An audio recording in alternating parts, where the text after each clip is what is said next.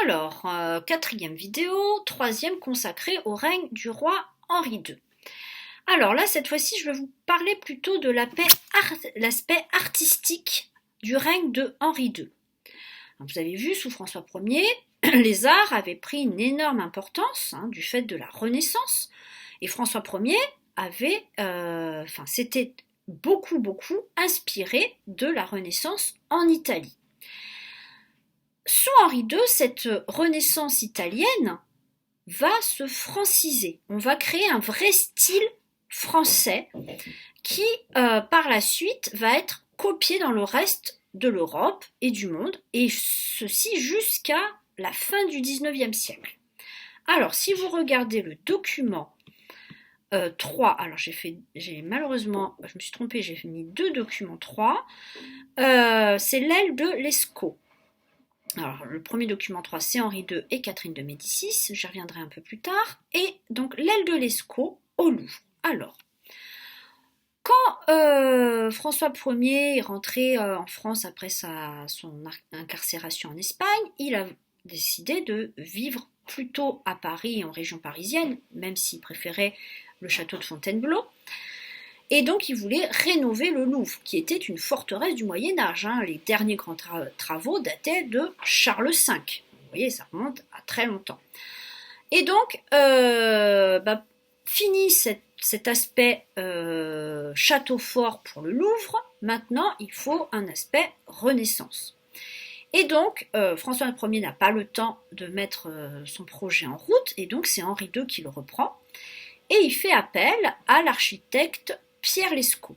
Et Pierre Lescaut va donner cette façade que vous voyez, et cette façade, ça va être le modèle pour tout le style français qui va se mettre en place par la suite, et qu'on va appeler l'ordre français, ou le style classique, le classicisme, le style classique.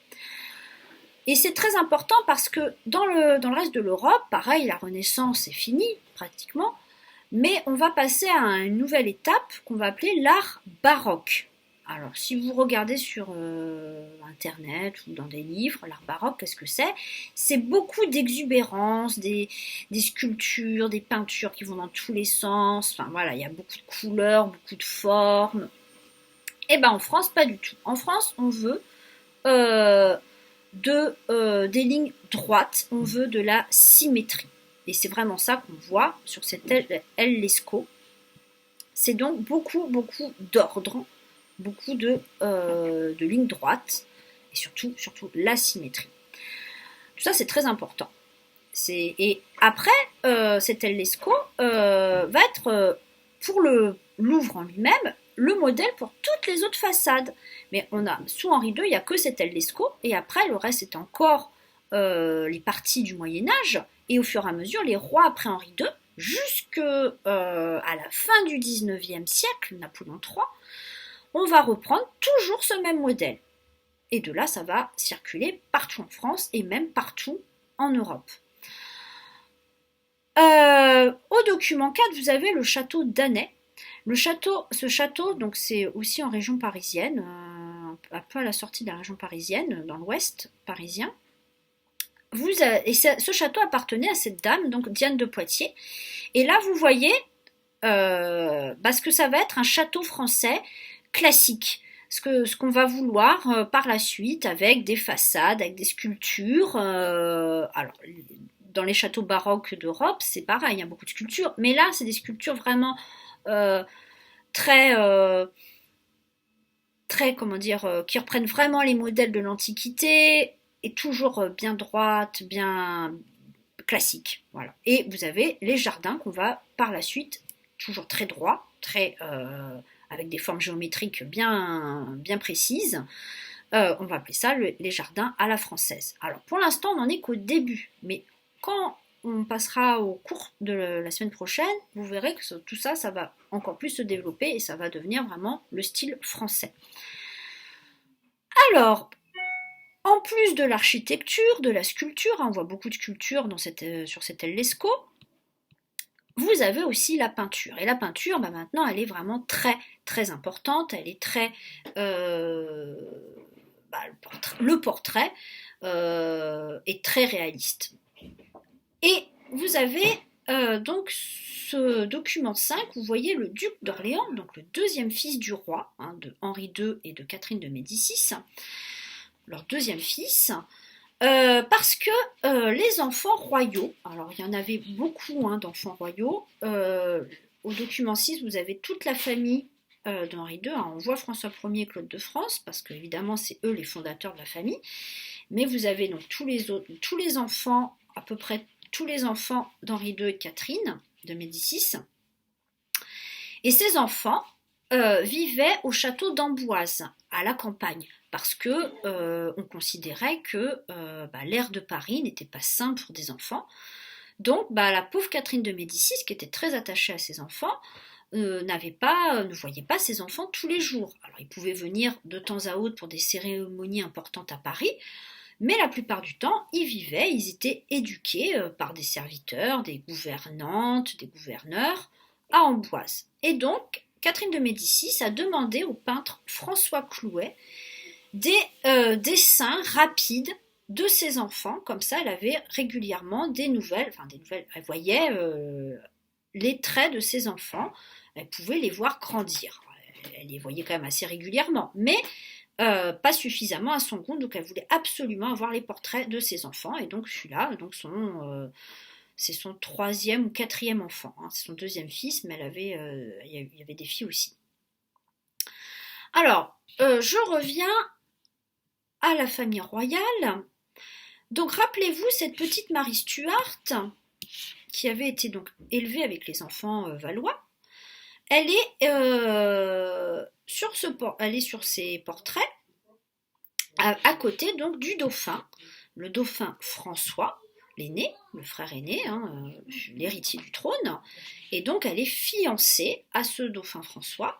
Elle est donc à côté, ils sont en haut, sur la même ligne que François Ier et Claude. Et les deux vont se marier le 24 avril 1558 à Notre-Dame de Paris. Donc ça va faire l'objet d'une grande cérémonie très importante, parce que le dauphin, en épousant Marie Stuart, il devient dauphin, mais aussi roi d'Écosse, puisqu'il épouse la reine d'Écosse. Elle est déjà reine d'Écosse depuis qu'elle est bébé. Dès qu'elle est arrivée en France, elle était déjà reine d'Écosse. Donc c'est un mariage très important, et Marie Stuart va passer pour l'époque, dans les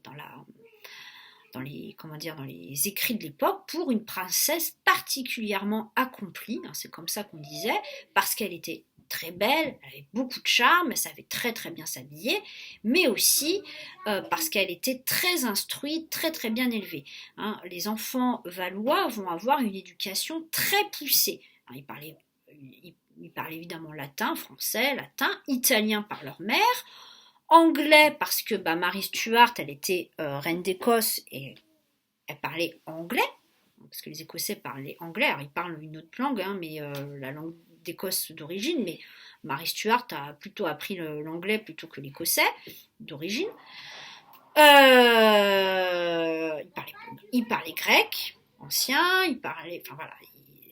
les filles compris, les filles ont eu quasiment la même éducation que les garçons, en tout cas l'éducation intellectuelle, évidemment, pour tout ce qui est savoir se battre, l'épée, etc. Là, c'était que les garçons. Mais c'était toute une troupe d'enfants, ils étaient tous élevés ensemble, et puis pouvaient y être aussi les enfants Guise, parce que Marie Stuart était une Guise, et puis le petit prince, le fils d'Antoine de Bourbon et de Jeanne d'Albret, Henri de Bourbon, futur roi de Navarre, lui aussi était élevé avec ses petits cousins et petites cousines valois. D'accord, ils étaient tous ensemble. Et puis d'autres nobles, d'autres enfants de seigneurs étaient éduqués ensemble à Amboise et après à Paris. Donc, pour l'instant, on peut s'estimer que tout va bien. Et